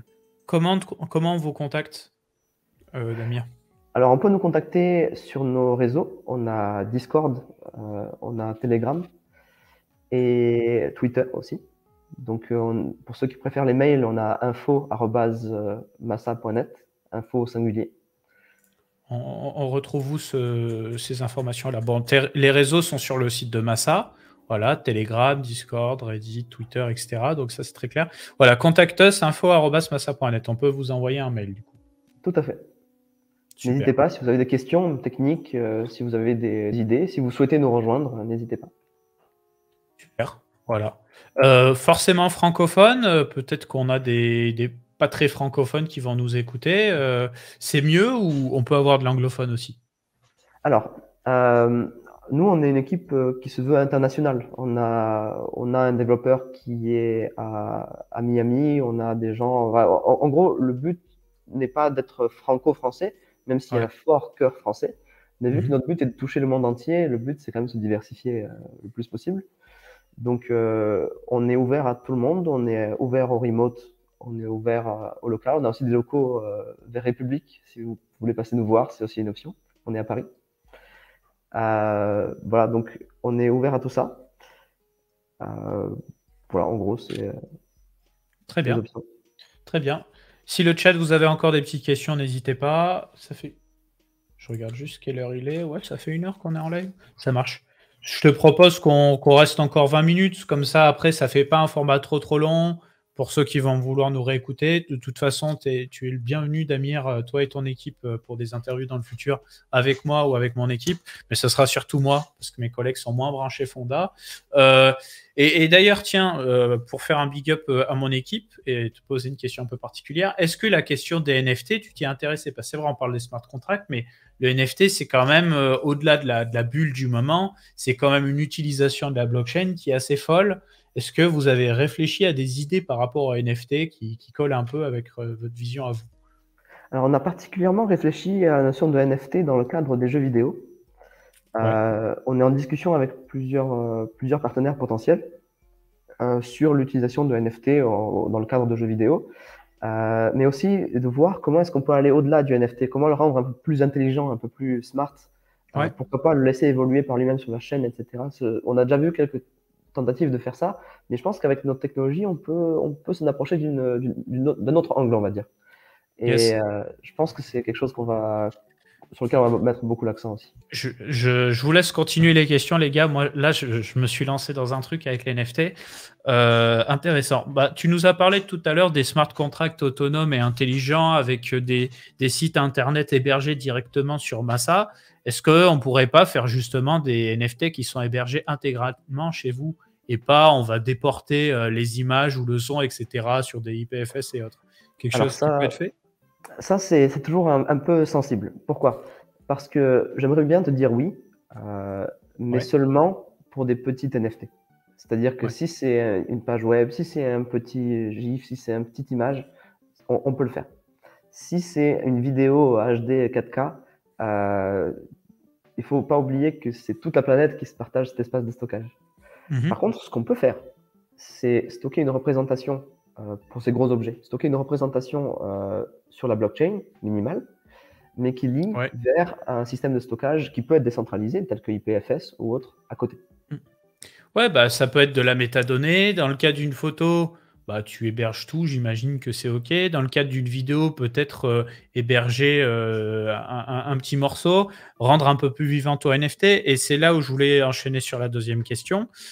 Tu dois connaître un peu Cosmos Network, la blockchain, ou pas plus que ça? Moi, ce qui m'a surtout intéressé chez eux, c'est l'effort qu'ils ont fait sur la standardisation de leur SDK.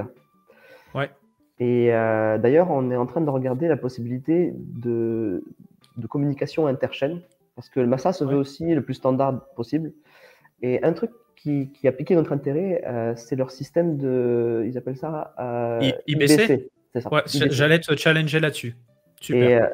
Et justement, on est en train de regarder ce truc-là, parce que Massa, c'est bien, mais Massa, si elle peut s'incorporer avec les écosystèmes existants, que ce soit l'écosystème financier classique, que ce soit les autres blockchains, c'est beaucoup mieux. Donc là, on est en train d'étudier IBC. On est en train d'étudier aussi ISO 2022. D'accord. Qui servirait à? C'est une norme bancaire moderne. D'accord. Donc pour s'interfacer avec les systèmes bancaires classiques type SEPA. Ok. Très bien. Donc là, on est en train d'étudier toutes ces possibilités. Alors, je ne peux pas dire que 100% ça va marcher, parce qu'il y a sûrement des petites adaptations à faire, vu que la blockchain n'est pas exactement la même. Mais moi, ce que j'aimerais bien, c'est qu'on collabore avec Cosmos sur la standardisation de quelque chose qui va au-delà de Cosmos, qui va vraiment permettre à toutes les chaînes de communiquer de manière transparente. Bah justement, c'est pour ça que je t'en parle, parce que IBC, donc Intercommunication Protocol, Inter-Blockchain Communication Protocol, pardon, n'est pas censé s'arrêter à Cosmos. Il pourrait très bien fonctionner avec Polkadot. Solana compte l'intégrer. En fait, toute blockchain en proof of stake avec une finalité assez courte pourrait l'intégrer. Et c'est l'idée. Pour un monde multi-chain, avec, si possible, un cross-chain où on ne part pas sur des piratages d'un demi-milliard de dollars à chaque fois. Et pour le moment, IBC semble être la solution la plus sexy, en sachant que Cosmos évolue au fur et à mesure du temps. Et si tu t'intéresses aux mises à jour qui vont arriver dans les prochains mois sur Cosmos, tu vas voir que ça va être de plus en plus sympa, parce que potentiellement, tu pourras déclencher des smart contracts et payer des frais d'un smart contract avec un jeton qui n'est pas le jeton natif de la blockchain sur laquelle tu interagis, etc. etc. Donc, un monde interchain, c'est clair. Et vous avez tout intérêt à vous bridger au-delà de l'EVM compatible pour toucher MetaMask, peut-être de vous incorporer à l'écosystème Cosmos et inversement. Au stablecoin UST aussi, de Terra Luna, qui est le stablecoin décentralisé par excellence de l'écosystème Cosmos. C'est ça qui va vous aider à grandir en fait et toucher l'international. Tout à fait. Et je pense que ça passe quand même par un certain effort de standardisation pour qu'on ne soit pas les seuls à en profiter. Bah oui, non mais c'est clair. Mais en tout cas, c'est ce qu'ils souhaitent eux, et c'est pour ça qu'ils ont une vision un peu différente de Polkadot, parce que tu l'as vu, Polkadot, pour être un sous-réseau, une parachain, tu dois locker une grosse quantité de jetons, alors que Cosmos, potentiellement, tout le monde peut s'interopérer au réseau. Tout à fait. Tout à fait. Et c'est vraiment la vision qu'on en a. Et d'ailleurs, en termes de standardisation, on souhaiterait aussi pousser un peu la notion de standardisation aussi au niveau des smart contracts. Par exemple, avant qu'Ethereum sorte les premières ERC, c'était un petit peu le Far West. Chacun faisait son propre truc dans son coin. Il y avait très peu d'interopérabilité. C'est-à-dire que si on voulait l'interopérabilité, il fallait absolument construire des bridges spéciaux entre chaque coin, etc. Puis ERC20 est arrivé, tout le monde s'est mis à suivre ce standard. Résultat, on a pu créer des DEX, des échanges décentralisés, où c'est assez facile d'ajouter un nouveau coin parce que les coins suivent ce standard. Et nous, on voudrait pousser ce concept vraiment jusqu'au bout. Et pourquoi pas standardiser une interface de DEX, standardiser une interface de plus haut niveau. En gros, continuer cet effort de standardisation vers des bridges, des DEX, etc. Comme ça, on pourra faire de manière transparente des agrégateurs de DEX, des agrégateurs de bridge, ce genre de choses qui actuellement sont faisables, mais seulement avec beaucoup d'efforts parce qu'il y a peu de standardisation à cette échelle. Et d'ailleurs, qu'est-ce qui fait que tu veux autant cette standardisation? Parce qu'elle est peut-être évidente pour toi, elle n'est pas forcément pour tout le monde. Pour rappel, qu'est-ce que c'est la standardisation? C'est le fait de proposer un jeu de règles où tout le monde doit appliquer les mêmes règles pour mettre en place quelque chose. Par exemple, ERC20, c'est les jetons fongibles. Et ERC 721, c'est des jetons non fongibles sur Ethereum, c'est ce qu'on appelle les NFT vulgairement. Mais en fait, avant ERC 721, il y avait déjà des NFT sur Ethereum, mais c'était le Far West, comme il l'a dit. Et après, ils ont posé le standard. Donc, il y a eu toutes sortes de NFT. Et ensuite, il y a eu une nouvelle norme, je crois, c'est ERC 1155, qui est une version plus avancée de l'ERC 721, avec un standard un peu différent. Tout à fait. Et donc voilà, notre but, c'est vraiment de passer beaucoup par la standardisation parce que c'est ça qui va permettre la croissance à long terme du système, de l'écosystème en général sur les smart contracts. Sans ça, chaque étape sera beaucoup plus difficile, beaucoup plus pénible au niveau des mises à jour, de la maintenance. Si on arrive à avoir une standardisation à toutes les échelles, là, on a gagné. Là, on pourra vraiment construire rapidement. Yes. Donc vous, du coup, vous avez votre solution blockchain, la volonté de faire des smart contracts un peu plus intelligents. Si tu veux, j'essaie de faire un peu un résumé de ce qu'on s'est dit pendant 1 heure pour ceux qui viennent d'arriver ou qui ont zappé un peu sur la vidéo YouTube. Aujourd'hui, si tu devais définir Massa, la vision, c'est quoi? C'est une blockchain la plus sécurisée et décentralisée possible, mais encore. Est-ce que ça s'arrête à ça? Est-ce que tu veux pousser la vision plus loin pour te définir? Déjà, ça sort beaucoup de l'ordinaire. C'est vraiment un trou dans le marché actuellement et dans lequel on veut s'engouffrer vraiment dans l'aspect décentralisation. Mais bien sûr, on veut aussi innover. Et c'est aussi pour ça qu'on prend la blockchain comme si on devait la construire aujourd'hui sans avoir forcément l'influence de ce qu'il y a eu avant, d'essayer de construire quelque chose de nouveau et se dire, si aujourd'hui on devait construire une blockchain nouvelle sans aucune contrainte, qu'est-ce qu'on ferait? Et c'est un peu cet esprit-là qu'on cherche. Donc, décentralisation à tout prix. Parce que, je vais le dire un peu de manière abrupte, mais qu'est-ce qu'une blockchain? Une blockchain, c'est une mauvaise base de données. C'est une base de données qui est lente, on met du temps à écrire, ça coûte cher. Et c'est quoi le seul apport de la blockchain? Le seul avantage de la blockchain par rapport à une base de données classique, centralisée, c'est la décentralisation. Ouais. C'est plutôt résister à la corruption de par la vérification constante des hashes, etc. Mais ça, on l'avait déjà avec BitTorrent et c'était pas une blockchain. Ah non, mais ça c'est clair. Mais la résistance à la corruption, les hashes, la résistance aux attaques. Ouais. Et en gros, tout ça, c'est ce qui fait un peu l'unicité de la blockchain par rapport à une base de données classique. Et si on perd cet aspect décentralisation, pour moi, on perd un petit peu l'essence originelle de la blockchain. Et c'est pour ça qu'on essaie de revenir un peu dans cette direction-là, parce que j'ai l'impression que des fois, qu'on s'est un petit peu égaré en cours de route. Ouais. Et ça, c'est un aspect. Et l'autre aspect, bien sûr, c'est l'innovation. On veut vraiment innover, on veut vraiment standardiser et on veut rendre à la communauté. C'est-à-dire que là, même en développement, par exemple, on va beaucoup contribuer upstream à des librairies open source qu'on utilise. On va essayer de collaborer avec d'autres chaînes. On est en contact avec plusieurs personnes qui bossent dans d'autres chaînes et on va essayer de vraiment construire ensemble, parce que je pense que c'est pas en étant chacun de son côté qu'on va construire quelque chose. Si on est en interopérabilité, qu'on va faire grandir tout le système. Ouais. Et voilà. Ah mais ça, c'est sûr. Hein. Voilà, pour ceux qui ont pas encore cerné Damir, ce qu'il y a d'intéressant, c'est qu'au final, donc il est dans les cryptos depuis 4 ans. Lui, avant, c'est un profil plutôt mathématicien. Pas tellement cryptographie, ou un peu par curiosité. J'ai suivi des cours de cryptographie par curiosité, mais je n'ai pas fait d'études dans le domaine de la cryptographie. D'accord.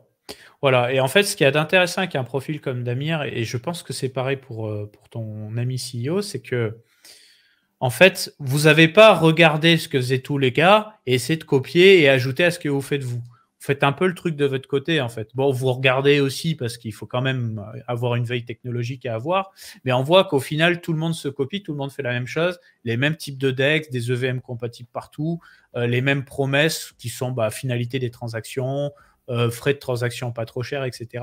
Vous essayez d'avoir votre truc à vous. Si on fait une énième copie de ce qui existe, on n'apporte rien. Ouais. Le but, c'est vraiment de prendre un positionnement différent et compatible avec notre technologie. Et là, c'est parfaitement aligné. Donc, c'est vraiment ce qu'on veut. Top. Voilà, je vais regarder s'il y avait des petites questions dans le chat pour terminer. On va essayer de faire le live pas trop long. J'en profite en attendant, parce que je ne suis pas sûr d'avoir eu beaucoup de questions. Ou j'en ai peut-être zappé aussi et je m'en excuse. N'hésitez pas à les reposer. Ça parle beaucoup de testnet, j'ai l'impression. Ouais. Vous prenez des stagiaires, des alternants? Oui, on prend des stagiaires, des alternants. On a des locaux maintenant à Paris et on peut les accueillir, on peut les suivre. Et ça peut derrière déboucher sur un CDI ou sur un contrat différent. Ok, top. Et votre communication aujourd'hui, pour le coup, elle est uniquement en anglais sur vos réseaux. Vous allez avoir un canal français, même un canal fan pour qu'on arrive à vous suivre, nous francophones. Alors, il y a des canaux français à la fois sur le Discord et sur le Telegram. Alors, le canal français Discord est officiel, plutôt officiel. Le canal français Telegram est tenu par des gens géniaux, mais il n'est pas officiel. Ok. Mais vous pouvez vous y fier. Pour moi, c'est de très bonne qualité. Ça marche. Ouais, donc c'est plutôt du coup Discord, Telegram. Moi, tu sais, je suis très Twitter. Bon. Après, c'est vrai que quand tu veux vraiment interagir en temps réel, vaut mieux avoir des cadeaux type Telegram ou Discord, hein, clairement. Voilà, donc vous savez comment suivre le projet, les francophones. Très bien. Pas de questions du coup, les gars? De ce que je vois, si des stagiaires en compliance, bah, j'imagine aussi, mais ouais, remarque, peut-être pas compliance. Bon, on sort un peu du périmètre. Vous êtes dans la tech, stagiaire compliance, c'est peut-être pas pour vous. Alors, compliance, ce serait plutôt pour des aspects. En fait, ce serait plutôt pour soutenir à la rigueur des gens derrière qui construiraient sur notre incubateur, notre futur incubateur. Parce que beaucoup des projets qui vont chercher à faire des choses en contact avec le monde réel vont aussi se heurter à la conformité, que ce soit la conformité bancaire, que ce soit la conformité en termes de sécurité, que ce soit juste la législation des pays, la fiscalité. Ouais. Tous ces aspects-là, il faudra les traiter. Donc, alors, c'est pas tout de suite qu'on a ça, mais pendant la construction du système, d'incubateur, etc., c'est là que le besoin va apparaître. Très bien. Ok. En tout cas, moi, de tout ce que j'ai entendu, je vois qu'il y a des belles choses, mais j'ai mis un doute quand même sur le fait que vous allez sortir le mainnet en 2022. Ça me semble, au vu de la dimension que devrait prendre le projet, ça va être un peu short. Même si, bon, peut-être, hein, mais bon, il va falloir recruter, il va falloir se mettre sur le cas des smart contracts, les tester avec votre façon de fonctionner, les faire auditer. Derrière, alors après, bon, si vous vous faites lister sur Index, le truc, c'est que c'est plus facile de se faire lister quand vous respectez un standard que tout le monde connaît. Si vous avez votre propre jeton, votre propre blockchain, il faut faire du sur-mesure. Ça a un coût, faut le négocier. Voilà, donc je pense que 2022, ça me paraît un peu short. Voilà, pour ceux qui sont là en tant qu'investisseurs, mais ça ne vous empêche pas de suivre le projet. En sachant que, il l'a dit, et je redis le leak, si vous êtes testeur et que vous faites des nœuds, vous stakez et que ça paye, que vous êtes investi, potentiellement, il y a des récompenses qui sont possibles pour vous. Donc, ça peut valoir le coup d'être early aussi. Voilà, mais le jeton, ce ne sera pas pour tout de suite. Qu'on se le dise. C'est ça. Il faut qu'on finisse le développement et on fait quelque chose de complètement nouveau. Donc, c'est forcément assez lourd en termes de dev. Bien sûr, bien sûr. Mais ça, c'est normal. C'est que je préfère. Tu vois, c'est comme les gens disent ouais, Ethereum, ils nous promettent 2.0 depuis. Ouais, mais le truc, c'est qu'Ethereum, ils font un pas de travers en sachant qu'ils en ont déjà eu un par le passé. C'est The DAO qui s'est fait pirater. Ça les suit encore, quoi. Le fait qu'il y ait deux Ethereum, Ethereum classique et Ethereum, parce qu'ils ont fait une décision politique qui est, pour certains, effroyable. On aurait dû laisser les choses telles quelles, etc. Aujourd'hui, ils font particulièrement attention à la sécurité. Donc, on ne peut pas aller plus vite que la musique quand on développe une solution blockchain. Et c'est pour ça que j'ai un respect particulier pour des solutions comme Solana, tu vois, qui se font beaucoup cracher dessus en ce moment, parce qu'ils ont quand même délivré à une vitesse folle, hein. Ils ont commencé à théoriser leur truc en 2017-2018. Ils ont trouvé des fonds et ils ont dégainé leur truc et ils ont fait un écosystème de fou. Alors ouais, il y a des failles, il y a des bugs, c'est centralisé, il y a FTX, etc. Mais ils ont quand même bien dégainé, quoi. Et c'est moi ce que je vous invite vraiment à faire, Damir, c'est que quoi qu'il arrive, testnet comme mainnet, essayez de pas trop faire parfait non plus, au risque en fait de prendre un retard fou, parce que je pense que la communauté a énormément à apporter sur le projet. Donc, bon, tu me diras, si vous avez un testnet et que vous comptez, est-ce que vous comptez faire des smart contracts avant le mainnet ou sortir potentiellement après le mainnet? Alors, il y a un plan de contingence, c'est-à-dire si on arrive à avoir le système de smart contract stable, audité, sûr, on va tout faire pour, bien sûr. Si on y arrive, oui, le système de smart contract sera présent dès le lancement. En revanche, si on n'y arrive pas, si on voit qu'il y a un bug inattendu, si on voit qu'il y a une difficulté théorique peut-être qu'on a peut-être sous-estimé, ou alors un temps de développement qui s'est allongé, il y a toujours l'option de lancer le mainnet et de faire une mise à jour derrière pour rajouter le système de smart contract.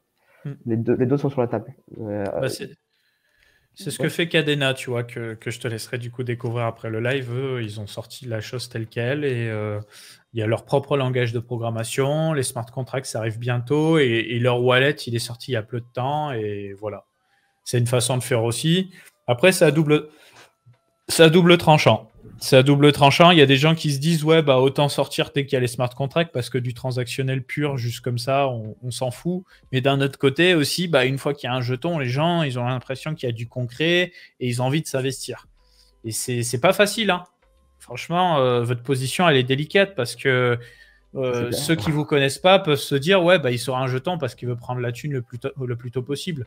Parce qu'ils n'ont pas connaissance du vesting, ils n'ont pas connaissance de la vision, etc. Donc c'est un curseur à placer, ouais. Tout à fait. Alors, une certaine originalité de ce projet, quand même, c'est qu'on avait une démonstration mathématique théorique ainsi qu'une simulation avant d'avoir lancé la boîte. Ouais. Et ensuite, avant la vente privée, on avait déjà un testnet qui tournait. Le but, c'est de montrer à l'avance que ça marche avant de vendre quelque chose. Ouais, c'est mieux. C'est mieux. Après, voilà, tu peux être sûr de ton coup en théorique et puis une fois en pratique, avec du smart contract, ça peut te péter au visage aussi potentiellement. Tout à fait. C'est pour ça qu'on va essayer de mettre toutes les chances de notre côté en termes d'audit, en termes de pratiques de sécurité, etc. Après, bien sûr, on n'est jamais à l'abri. Il faut des plans B, il faut des plans de rescue. Tout ça, il faudra le mettre en place. Je suis d'accord. Ouais. Super. Et bah écoute, est-ce que tu veux nous faire un petit mot de la fin, Damir, pour le chat, pour ceux qui nous écoutent sur YouTube, etc. Moi, je voulais faire surtout un gros salut à la communauté, en fait, Massa, parce que on s'attendait pas à ça. Comme j'avais dit, c'était un projet qui était assez humble au départ. C'était un projet de recherche scientifique, surtout. Et assez rapidement, on a une communauté qui a grandi très vite, avec beaucoup de gens de plein de pays différents, plein de communautés non officielles qui se sont lancées, certaines aussi grosses que la communauté officielle, et des gens super sympathiques. Les discussions sont toujours de très haut niveau, avec des gens vraiment intéressés par le projet, constructifs. Et moi, je voulais vraiment féliciter tous ces gens-là, et j'ai hâte de pouvoir construire avec eux. Voilà, moi, je voulais juste leur envoyer plein d'amour parce que je trouve ça génial. Et big up aussi à toi, Capet, parce que c'est la première interview un peu de masse que je fais comme ça. Ouais. Et merci de m'avoir donné cette opportunité. Et, j'espère que ça a plu. Bah oui, bah de toute façon, c'est un format tranquille. Vous êtes early et je vois quand même qu'il y a des choses dans le pipe. Et j'aurais juste une dernière question avant de couper parce qu'elle vient d'arriver. Le Zero Knowledge Proof, Oui. vous êtes sur le coup, ça vous intéresse, Alors, vous ça y voyez des m'intéresse. utilités? On y voit clairement une utilité. Alors, plusieurs utilités d'ailleurs. On y voit clairement une utilité en termes de privacy, globalement. Si on veut faire des choses où des gens peuvent faire des calculs, mais où il n'y a pas de divulgation de trop d'informations, si on veut pouvoir atteindre l'objectif un peu rêvé des smart contracts privés, mais même si ça, pour l'instant, on est encore loin, ce genre de pistes sont très intéressantes. Cela dit, les limitations technologiques sont encore très fortes. Donc, on étudie de près ces choses-là, que ce soit les preuves compactes, que ce soit le multi-party computation, que ce soit ce genre de technologie. On les étudie de près, mais pour l'instant, on n'a pas décidé d'une façon particulière de les intégrer dans Massa.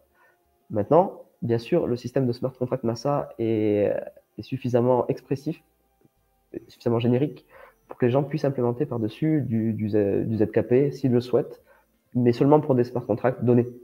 Le système Massa, pour l'instant, n'a pas de ZKP à l'intérieur. On suit la technologie, mais pour l'instant, c'est un peu en contradiction avec notre désir de performance, surtout. Ouais, bah oui. J'imagine. Pour le moment, il faudrait peut-être imposer des nœuds encore plus puissants pour avoir quelque chose qui. Ouais, je comprends totalement. Mais bien sûr, on suit la technologie. On n'est pas à l'abri d'innovation dans le domaine et pourquoi pas l'intégrer dès que ça sera prêt.